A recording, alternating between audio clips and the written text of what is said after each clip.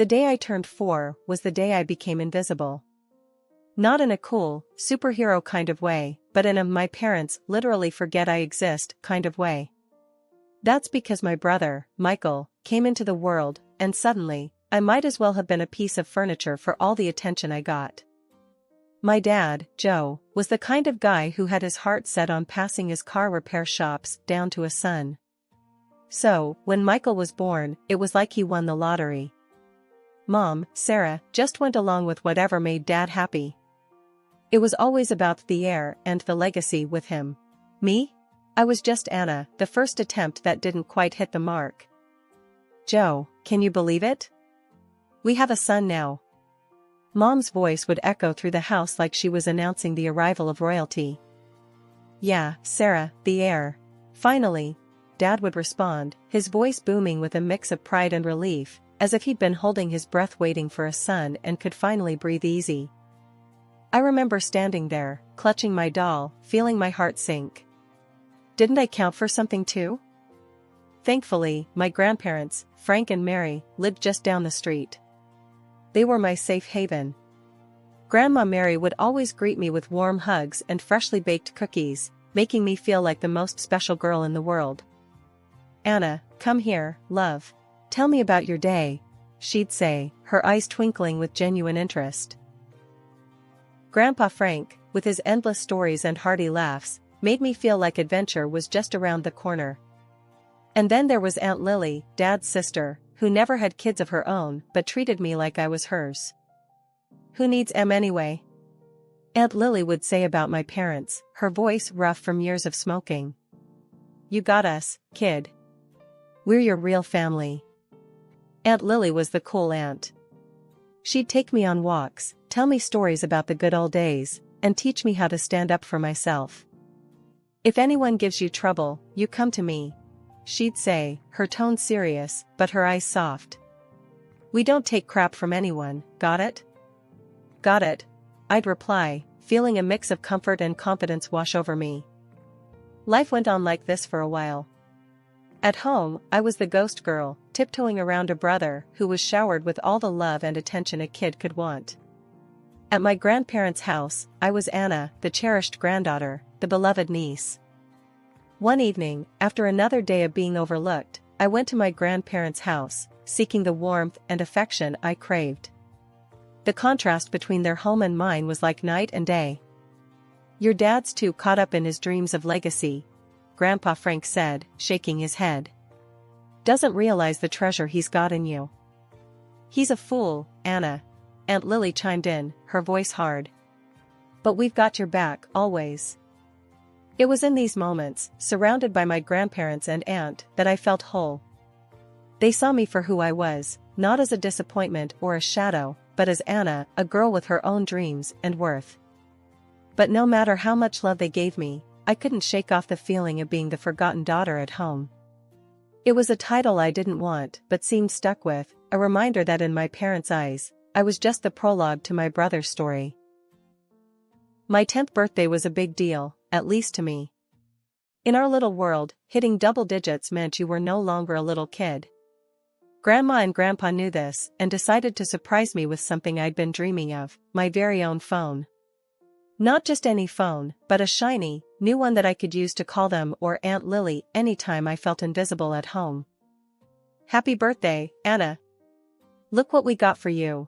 Grandma beamed, her eyes shining with excitement as she handed me the small, wrapped box. I tore off the wrapping paper, my heart racing. The moment I saw the phone, my world lit up. Oh my gosh, thank you! This is the best gift ever. I couldn't contain my excitement, hugging them both tightly. Aunt Lily winked at me. Now you can call me whenever you want, kiddo.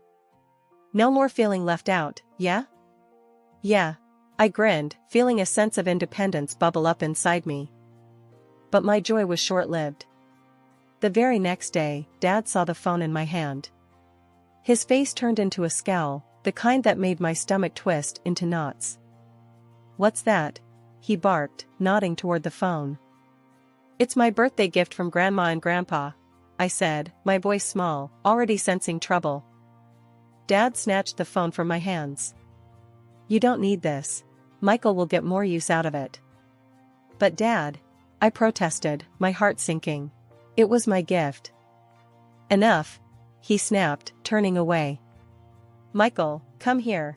Look what you've got now. I watched, devastated, as my little brother took the phone with a confused yet excited look. He didn't understand the gravity of the situation, but I did. It was another loud, clear message: Michael mattered more. Later, I cried to Aunt Lily over what happened.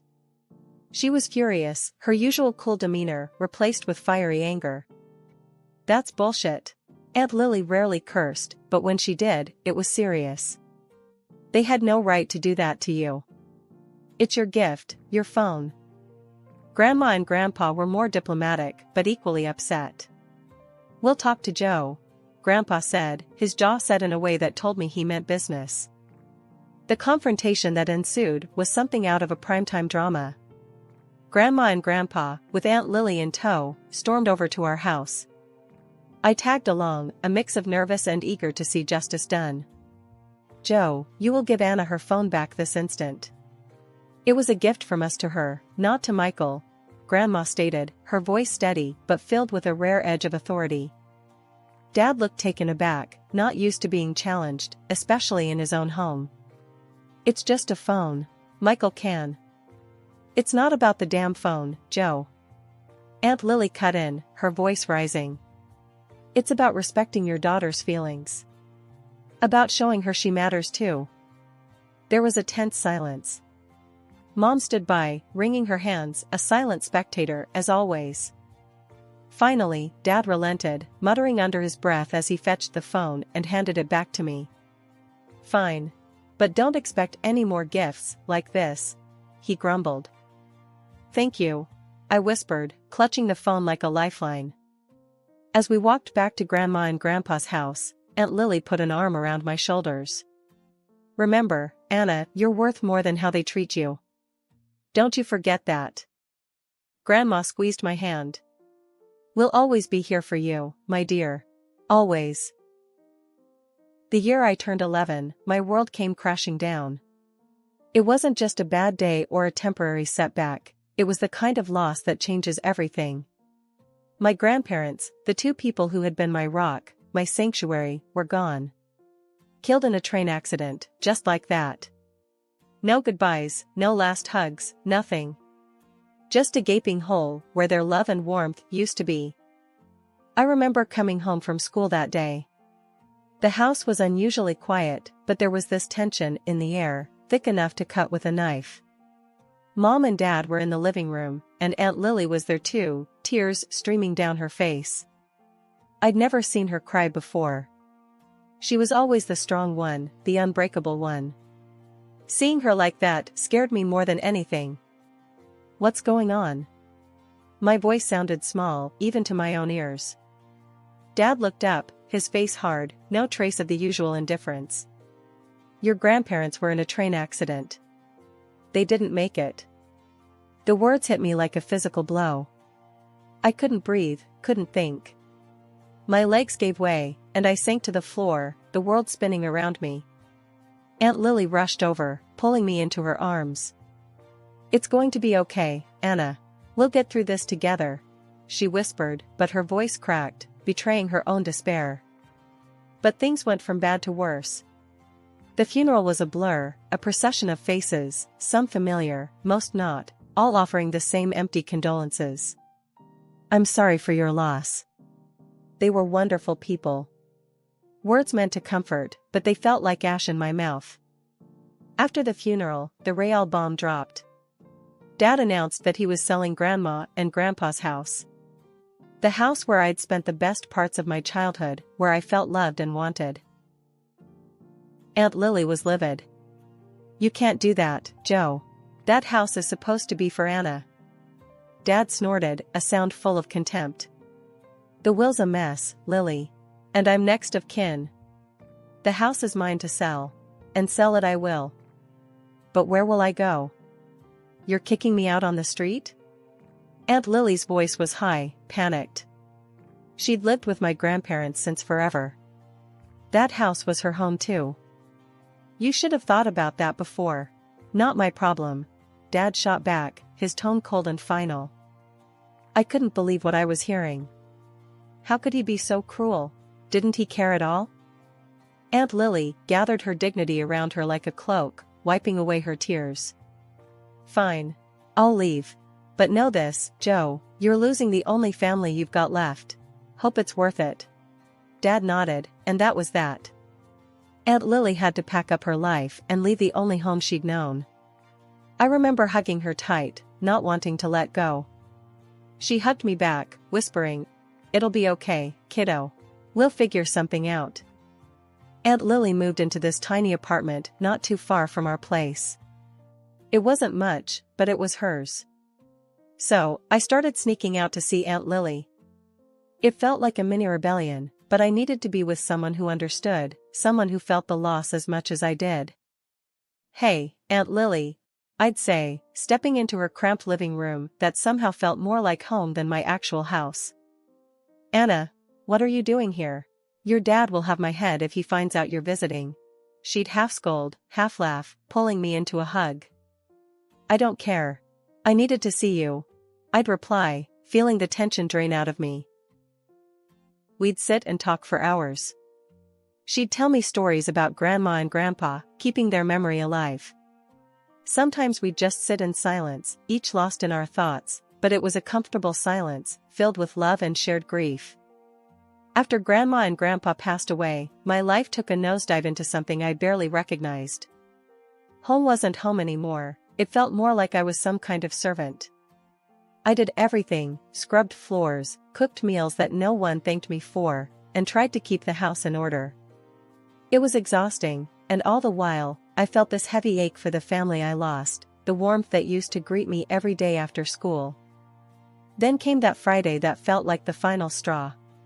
School had been rough, and all I wanted was to dump my backpack and collapse onto my bed. But nope, the universe had other plans. The house was locked, and not a soul was in sight. I sat on the steps, confusion slowly turning to worry, then to a kind of desperate loneliness as the hours ticked by. Mrs. Henderson from next door came over, her brows furrowed in concern. "Dear, why are you sitting out here? Didn't your folks tell you they were heading out for the weekend?" That's when it hit me. They left. Without a word, without a thought. Tears sprang to my eyes, and Mrs. Henderson tooted, shaking her head. "Oh, honey, come here," she said, but I shook my head, wiping at my eyes. "I'll figure something out," I mumbled, my voice all choked up. It was getting late, the kind of late that makes everything seem worse, so I made my way to Aunt Lily's. My heart felt like it was sitting heavy in my chest, each step heavier than the last. Knocking on Aunt Lily's door felt like admitting defeat, but the moment she opened it and saw my face, her expression shifted from surprise to something fierce. "Anna? What happened?" she asked, pulling me inside. I spilled everything, the words tumbling out in a rush, and by the end, Aunt Lily's face was set in a hard line. She dialed my dad, her tone sharp as broken glass. "Joe, your daughter was locked out, left on the doorstep like a forgotten package. What's going on?"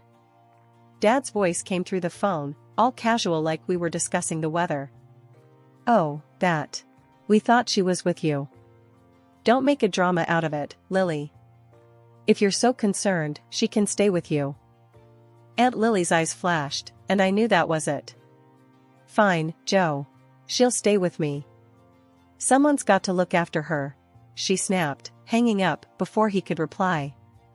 That night, Aunt Lily made space for me, a little nook in her apartment that felt more welcoming and warm than my entire house had felt in months. "You're with me now, kiddo. We'll make it work, you and me," she said, her voice soft but determined. And I stayed with her. Later, as I could understand with my childish mind, she got the status of guardian over me. Life with Aunt Lily was different. We didn't have much, stretching every dollar till it screamed, but there was laughter in that small apartment, and a kind of peace I hadn't felt in a long time. We were a team, tackling everything from bills to grocery shopping with a can-do spirit that made even the hard days seem okay. Living with Aunt Lily, things started to look up in ways I hadn't dared to hope. She pushed me, always in that tough love way of hers, to not let the past define my future. "You're smarter than you give yourself credit for, kiddo. Use that brain for something big," she'd say, nudging me towards the stack of college brochures piled on our tiny kitchen table.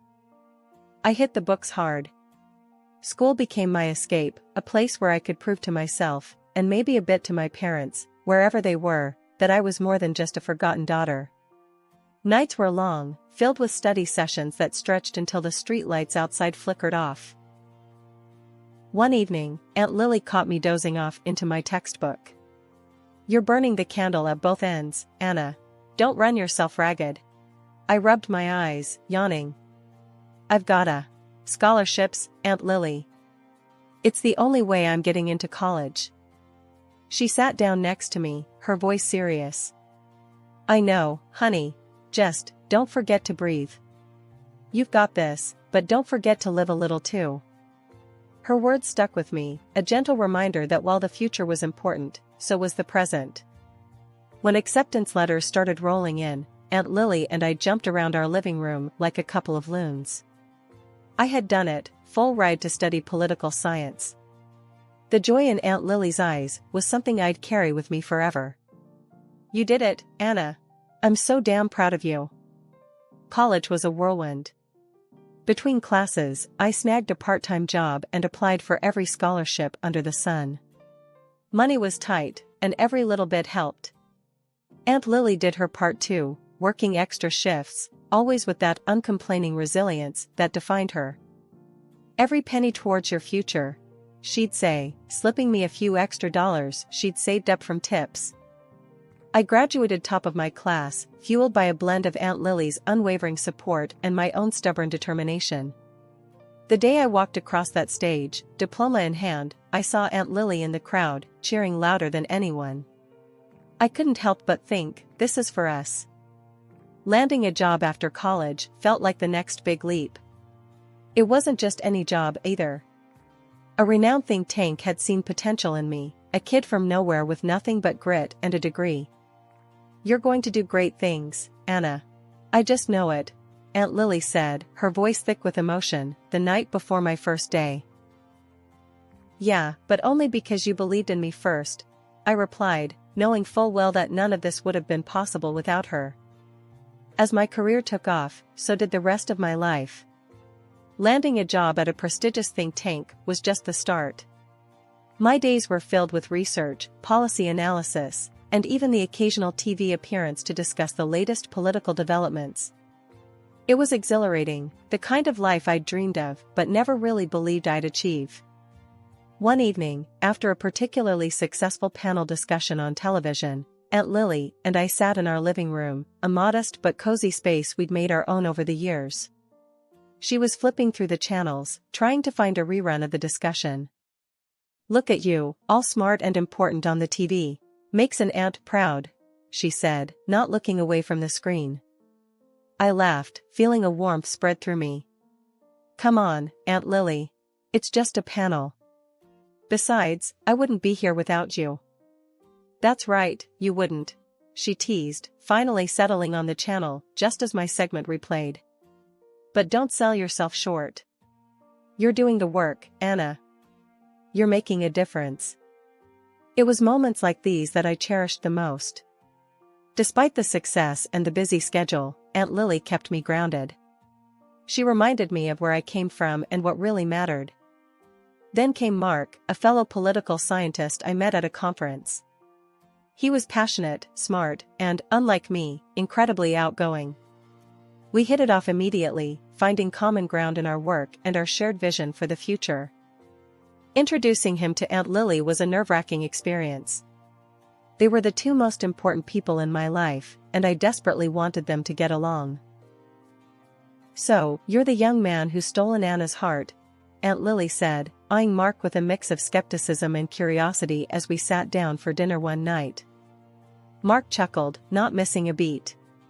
"Stolen is such a strong word. I'd like to think she gave it willingly." Aunt Lily snorted, but I could tell she was impressed. "Well, as long as you keep her happy and support her dreams, we won't have a problem." Mark reached for my hand across the table. "Nothing is more important to me," he said, and I believed him. Our life together blossomed from there. We got married in a small, intimate ceremony with Aunt Lily officiating. It was perfect, a celebration of love, family, and new beginnings. When we moved to a new state for Mark's business ventures, it was a big change, but it felt right. We built a large, warm house that soon echoed with the laughter of our two daughters, Emily and Sophie. Aunt Lily moved in with us, taking on the role of doting grandmother with gusto. My career continued to thrive. I participated in debates, led election campaigns, and even received an award from the state governor for my charitable work. It was a far cry from the lonely, forgotten girl I once was. Despite the early hardships, the loss, and the struggles, I'd found success, love, and a family that was mine by choice, not just by blood. Aunt Lily, Mark, Emily, Sophie, they were my world, a testament to the fact that with enough love and determination, you can build a future worth dreaming of. Walking back from a big interview, my mind was buzzing with thoughts of how it went and the questions I could have answered better. That's when I saw them in the parking lot, two figures looking lost and out of place. As I got closer, a wave of surprise hit me. It was my parents, the very same who'd left me to fend for myself all those years ago. "Can I help you?"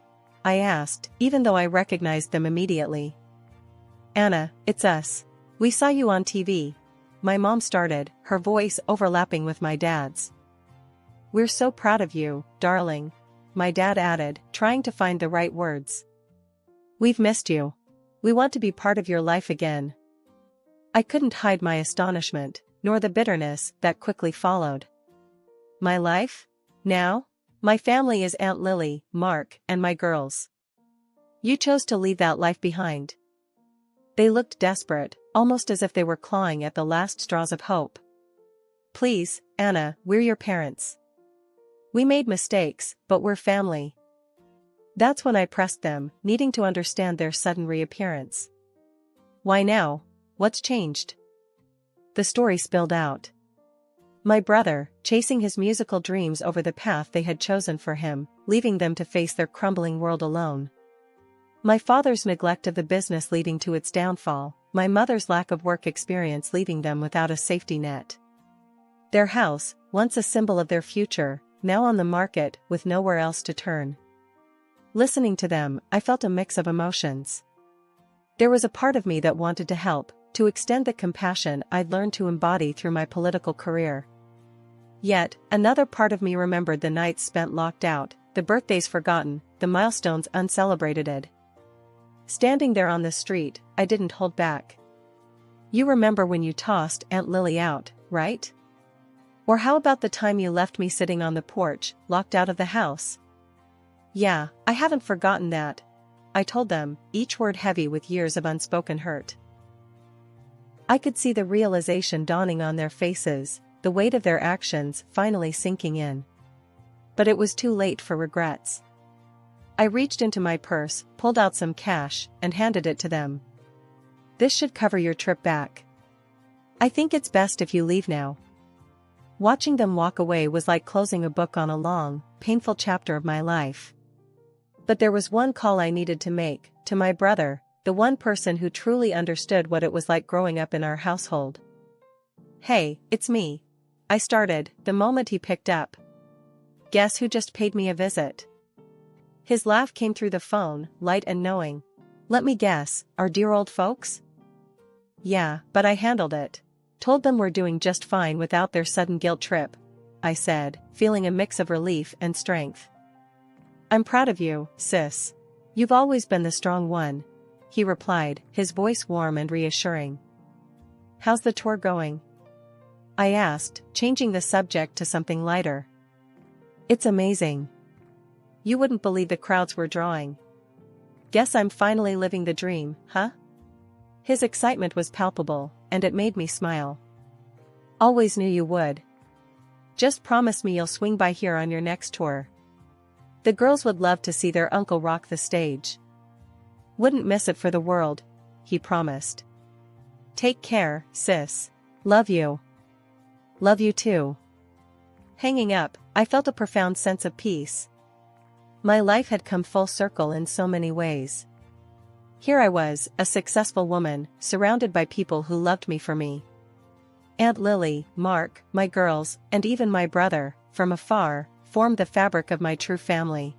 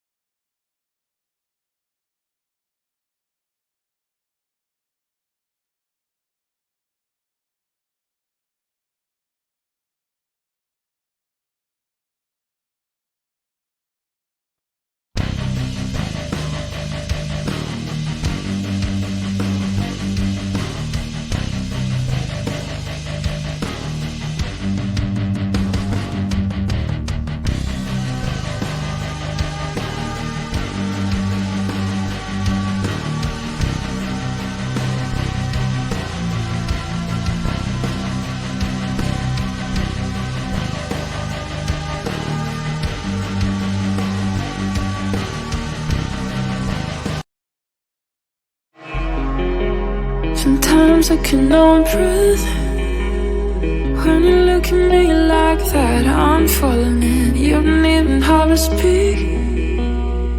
I'll be calling